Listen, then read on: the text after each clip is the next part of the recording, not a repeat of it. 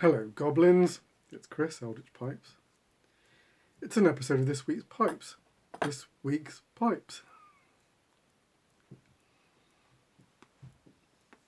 A little earlier than usual. I'm smoking some McClelland number 27 Virginia pipe tobacco.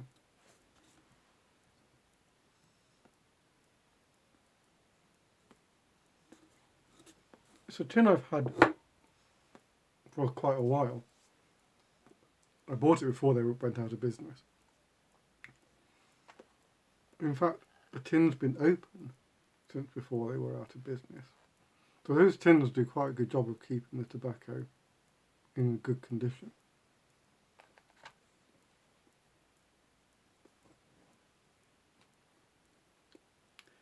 But the longer I leave it, the better it gets. In fact, when I first opened it, I wasn't that taken with it, to be honest.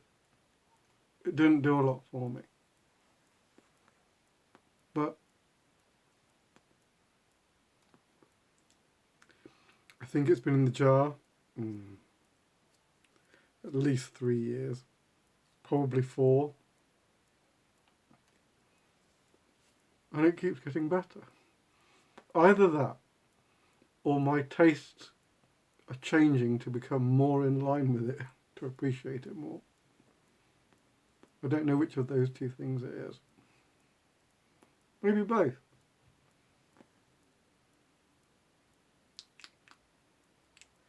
It's got that ever-present McClelland tang. Not too much, just a bit.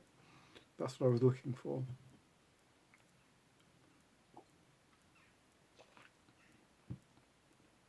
Speaking of tobacco, I saw an advert from Sutcliffe. They've had a range, or they've been developing a range, called Pipe Force. And I read the description of one and thought, oh, that sounds interesting. And I was like, oh no, tobacco bug's biting me again. I haven't searched for tobacco for a long time. If anyone knows, it was quite hard to find information about it. If anyone knows about this Pipe Force tobacco, let me know. I'd like to know. Hardly any seems to be able to get hold of, it seems. So I don't know if it's like a limited run. If it is, I'll just forget about it. But if not, it seems like it'll be up my street. I really like the Sutcliffe crumble cakes, and it seems like the Pipe Force tobaccos are in the crumble cake format. It's kind of my Achilles heel, crumble cake format.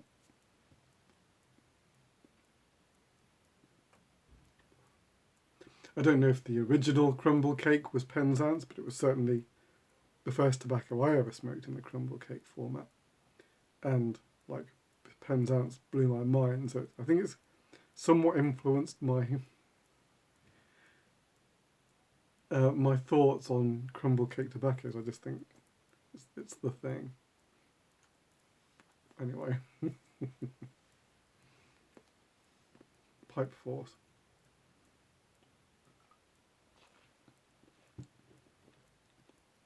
Sutcliffe seem to be they're a curious company. When I had my aromatic phase, the one I loved from theirs was Malta Dolce. Man, that was a sweet tobacco, but it was what I was after at the time. It's like a maple, maybe not maple, caramel. Yeah, kind of caramel thing. Maple caramel, I think. And well, I couldn't get enough of that at the time. That was years ago now, though. But it was good. Ghosted every pipe you smoked. In fact, I think I limited it to one pipe because the topping on it was like so ridiculous. I don't think I've known a pipe so completely coated in casing. But hey ho. Now, what am I talking about? Oh yeah, last week I said that I went to see Haunting in Venice. I couldn't remember the name of the actor, who's also the director, probably the writer as well, because that's what he's like. It's Kenneth Branagh. I don't think in the video I was going Branagh. It's like his name had completely vacated my brain. Must have been going mad. Kenneth Branagh. Alright. Couple of pipes. Now, first one.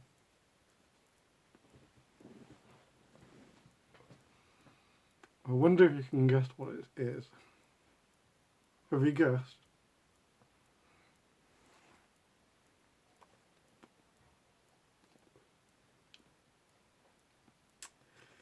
Super traditional looking acorn. With the stain just knocked back a bit in the daylight, you can just get a glimpse of the grain. But the focus is kind of on the blast, which is just a nice medium blast. Good evidence of ring grain and straight grain. So it does the spider webbing thing, which is what I kind of look for as a good blast.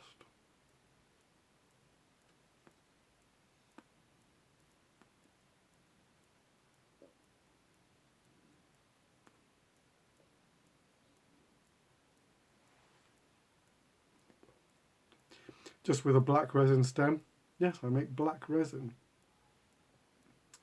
Sometimes, rarely, but sometimes you just need black.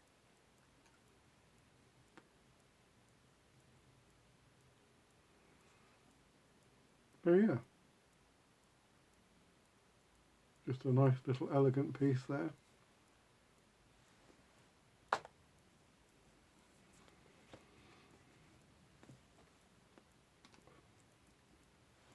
But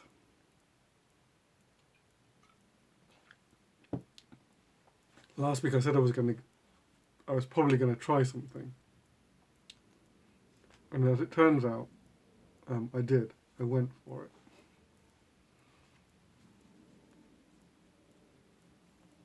So I've never done a pipe like this before.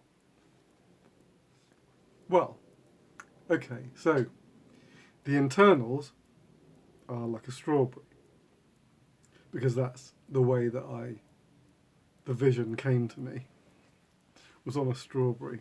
I don't know why.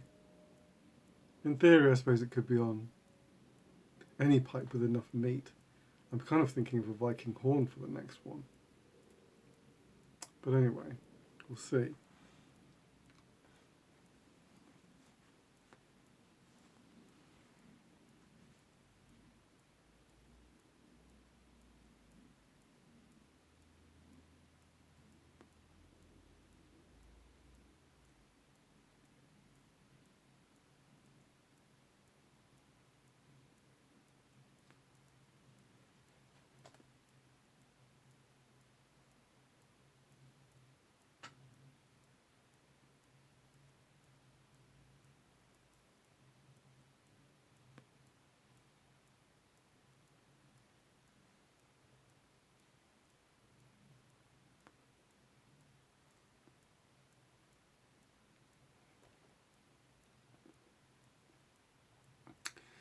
It's a skullberry. So based on the strawberry, but with a skull carved into the front. And I'm pretty darn happy with him. I've got my model over here.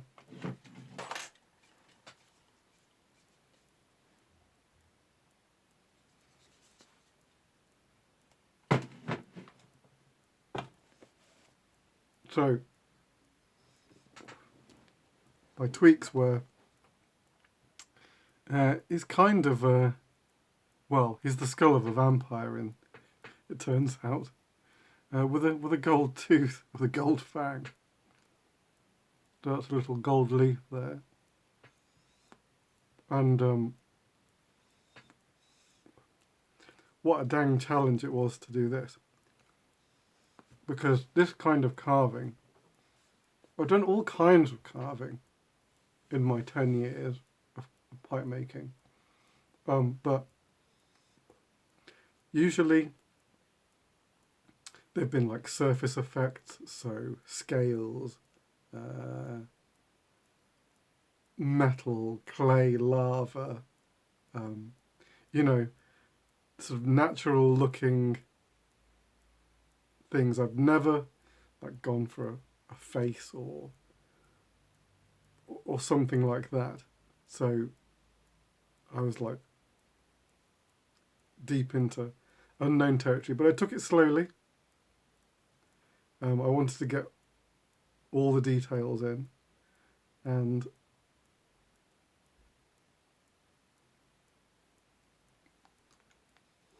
I did quite a few drawings beforehand to kind of get used to the scale. Certainly like the scale of the different elements in respect to each other. In a lot of ways, the eyes really define, or the eye sockets really define a lot, because the eyes are made up from the sort of the top plate and the cheekbone plate that works round to the side, and then that defines the nose cavity, which then goes on to define the upper jaw. So it was like super intense work, but I'm extraordinarily happy with him. This guy will almost certainly be accompanying me to the pipe show, so you can get a good look at him there. So look, you can see the back of the strawberry. The back of the strawberry is the skull, so that's part of the idea. If you know the strawberry shape, and the point is kind of just under that upper jaw, upper mandible.